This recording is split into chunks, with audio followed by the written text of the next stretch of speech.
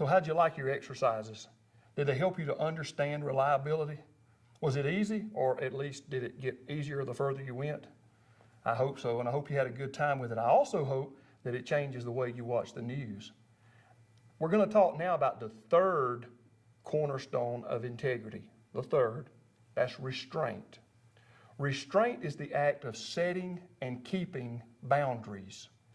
This is boundaries that you are setting and keeping for yourself as a person of integrity. Now, a lot of us don't like boundaries. We don't like anybody telling us what to do. But here is a fact for you. If you don't set your own boundaries, somebody else will set them for you. I know literally hundreds of men in prison that will tell you that that's a fact. But it's not just in that radical a situation. In our everyday lives, we have to set boundaries. We have to set them for ourselves. Now, your boundaries can be a lower level boundary or minimum, such as I'm not going to keep under this balance in my checking account. I'm not going to make lower than this grade on my school project. They also can be a maximum amount. Like, I'm not going to spend more time than this on this particular project. I won't go beyond that amount of time doing something else, or that amount of money. And they can be goals. I'm going to work on this. I'm going to go this far. All of those are boundaries. Boundaries can also be relational. I'm married. I have a wife. I love my wife. My buddy Michael is married. He has a wife. But you know, it matters which wife I go home to. Just because they're both wives don't mean they're both mine. I go home to my wife. That's a boundary. He goes home to his wife. That's a boundary. We have set those boundaries, and they work, and they're good. We have thousands, millions maybe, of boundaries in all of our lives every day that we have to watch and maintain. And anytime that you talk about boundaries, you also have to talk about the counterpart, balance. Balance is very important. I'm going to give you two examples of that, but balance is the act of properly matching your needs or your wants and your boundaries. You have to match those out. I would love to have a new truck. I can afford to do the upkeep on the one I have, but I've got to have transportation. So the smart thing for me to do is balance my need and want, my need for transportation, my want for a new truck, with maintaining the one that I've got now. That's my balance. Recently, I had a friend that really had a difficult situation in a relationship. A young woman confronted her about something that she had done, or that the young woman thought she had done, in a very abusive way. And it's going to wind up destroying a relationship because that young woman didn't balance out what she wanted to say with what she actually wound up saying. It's very difficult sometimes to maintain that balance, but it's very important. We have to set good boundaries for ourselves. Sometimes we have to recognize that we've made a mistake. I remember one year for my son's birthday, at our family we have a tradition where if it's your birthday, you get to eat anything that you want to for supper. We'll cook whatever you want, big meal, small meal. It can be a snack while we watch television, or it can be a steak, whatever. Well, this particular day, my son said, I want a nice meal. I want grilled salmon. And I said, well, I'm all for that, because what the birthday kid gets, the rest of us get, and I love it. I said, I'm all about that. Let's do it. Let's do it.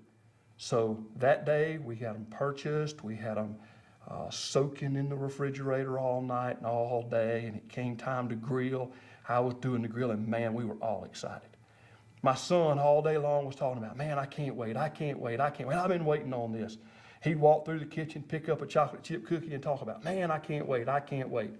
Watched him all day, listened to him all day. It was awesome. And I cooked the salmon that night. And look, I got to tell you, I did a good job on it, okay? I did a really good job.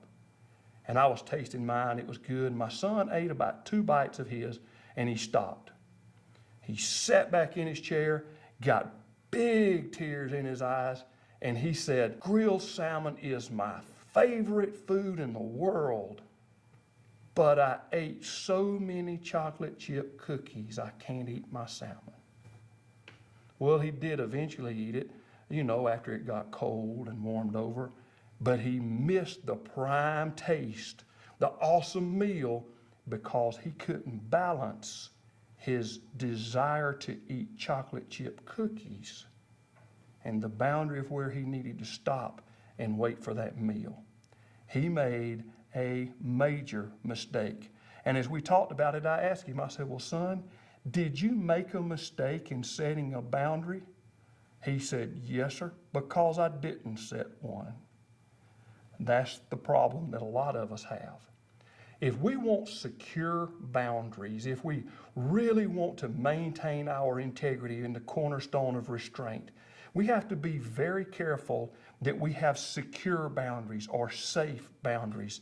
And the most secure boundaries are those that include a generous margin of error.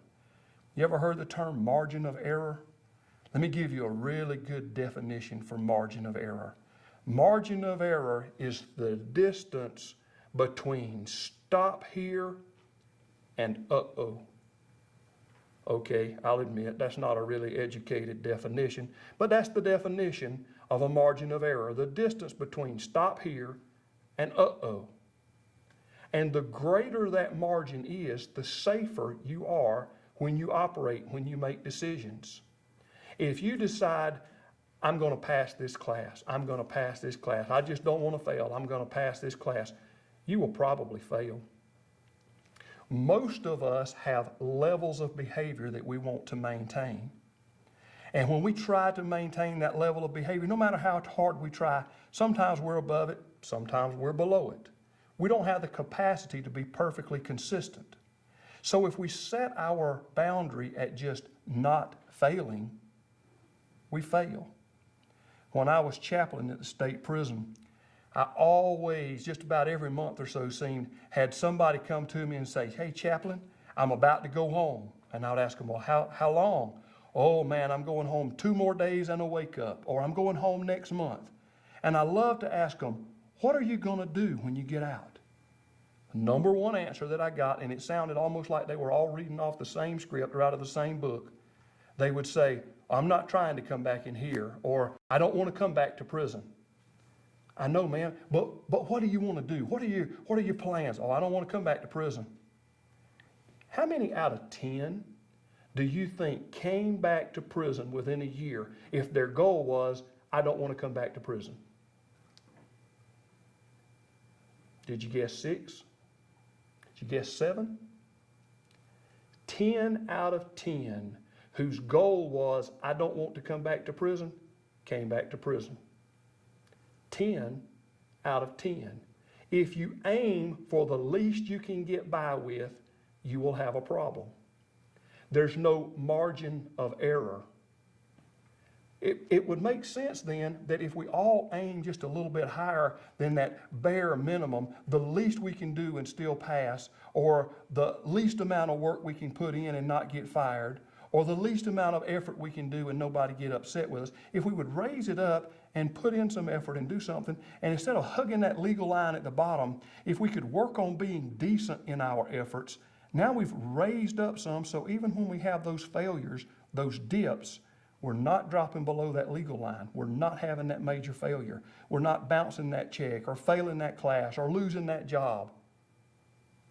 If we raise it even above that, we wind up at that good line.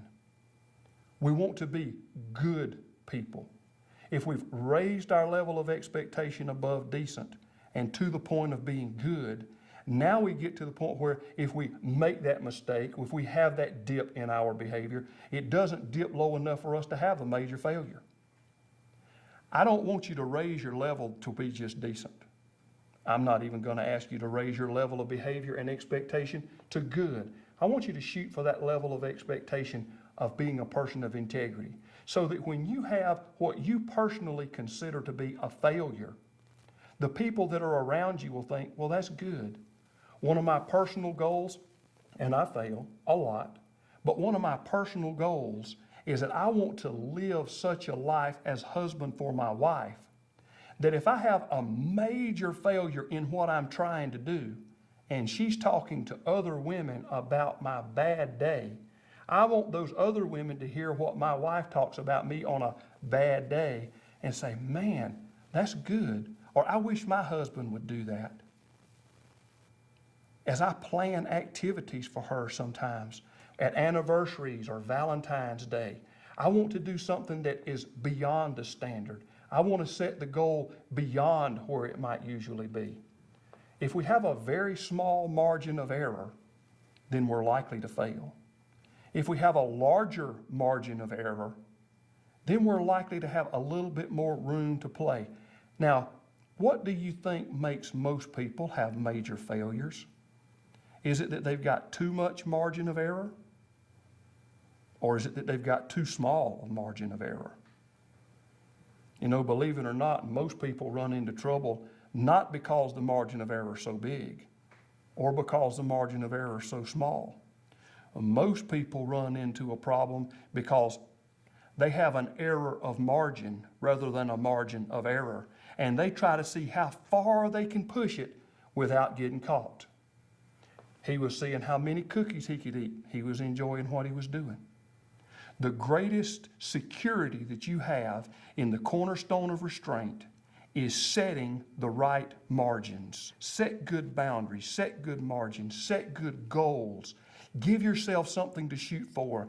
Aim so high, push yourself, go for it, so that if you miss that great top level thing you were trying for, then even though you feel like you failed because you didn't make that, everybody else will be amazed at what you did do, how far it did go. One other illustration for you, give you a personal one. When my son was born, I was at the hospital with my wife, and I decided I was going to go get her some flowers. So I went down to the gift shop and I said, I want to order some flowers. And the lady in there said, okay, what do you need? And I said, well, I need flowers for my wife. She just had a baby. She said, oh, that's so sweet. What do you need? I said, I'd like to have a dozen roses. She said, okay. And she wrote it down and got the room number and all. And I said, I want to order another dozen too. She said, okay. I said, this dozen's for my girlfriend. And she got this really, really, really weird look. And she said, okay. And I said, because she just had a baby. And this woman's eyes got really big. She said, okay, where do you want these delivered? And I gave her the same room number.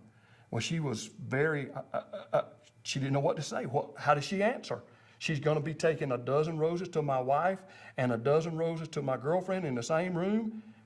And before she could ask, I watched her distress just a little bit and enjoyed it. I watched her just a little bit, and then I said, my wife and my girlfriend is the same woman. She said, oh, good. Then you only want just one dozen. I said, oh, no, ma'am. No. I want 2 dozen roses. I said, I want the card on the first one to say, thank you for being my wife. And I want the second one to say, and the mother of my child, because I love her. She said, well, can I ask you a question? I said, sure. She said, why are you sending 2 dozen roses? I said, that's an easy question. I said, in the last year, how many men have come in here and ordered a dozen roses for their wife or their girlfriend? She said, hundreds. I said, how many have been in here and ordered 2 dozen? She said, you're the first one. I said, that's why. I have set a higher standard. I want my wife to know she's special, not just that she's had a baby, but that she's my wife and she had a baby.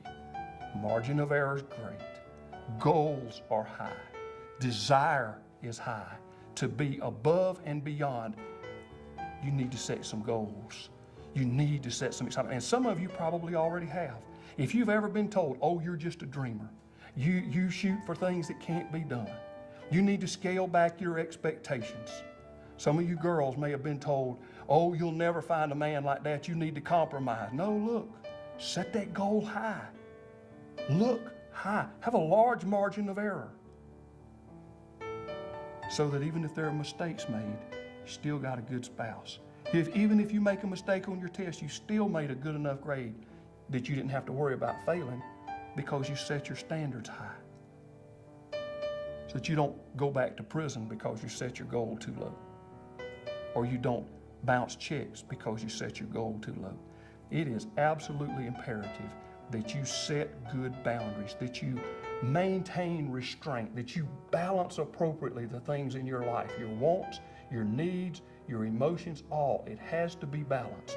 Set yourself a good margin of error, because stop here is much to be desired over uh-oh.